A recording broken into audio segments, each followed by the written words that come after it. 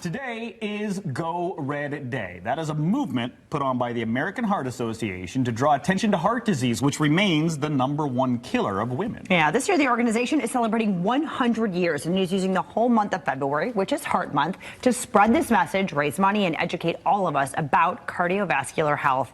Winnie Walsh is the development director with our local chapter. She joins us this morning to help us kick everything off. Thanks so much for being here. Yeah, thank you so much for having me. I really appreciate it. Absolutely. So let's talk about the 100 years of the American Heart Association, the significance of that, and really the message that you're continuing to try to share. Absolutely. So since 1924, the American Heart Association has been doing work across the United States to combat, like you said, that #1 killer, heart disease. Since 1924, we've actually seen deaths from cardiovascular disease decreased by about 72%, which is massive, but yet it's still the #1 killer. So when we're thinking about this 100 years and what we're going to do with this next century, it's really building on the foundations that we've made and launching us into this next 100 years so we could even get that percentage all the way down to zero, ideally. Absolutely, and a part of this deals with CPR. Right, Yes. and which is a life-saving procedure that I learned, I think, in health class, back in school. But I don't know if I remember. I just got recertified. The rules. Yeah. So this is something. Talk a little bit about the CPR training. Yeah, absolutely. So for our 100th anniversary, we're focusing on this concept called the Nation of Lifesavers. And the biggest point we want to make is anybody can do CPR. In the past, people have been nervous, like, well, I'm not sure how to do the compressions. I'm not sure about mouth to mouth. I'm not comfortable stepping in. But the American Heart Association says that what we call hands-only CPR is the best way for bystanders, meaning non-medical professionals and non-certified individuals, to step in. And all that is pushing hard and fast in the center of the chest to the beat of about 100 to 120 beats per minute, which could be the song Stayin' Alive. By the Bee Gees. Yes. I remember that. Yes, I remember or that, yeah. Baby Shark actually works too. So Let the bodies hit the floor. Not sure about that one. I don't know if you but- want to use that title. Brought that up when we were learning it. Let Yes. the bodies hit the floor. Yes, Let's let pick a go. happier song. Yes. But any of the songs Those you want to beats. choose, yes, Yeah. those are the beats. And you just want to push as hard as you can. And any CPR is better than no CPR and can double or triple someone's chance of survival. So if someone collapses and they're not responsive, your best bet is to step in, start doing those compressions. You can do the hands only. You don't have to do mouth to mouth if you're not certified or a medical professional, and you could save somebody's life. And this is something that can be taught at a very young age.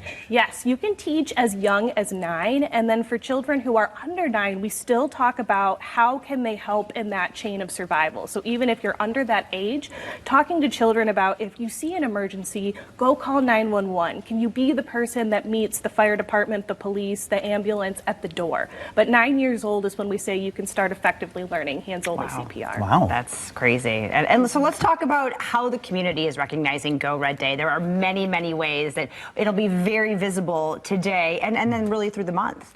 Absolutely. So American Heart Month is kind of like our Super Bowl, we call it.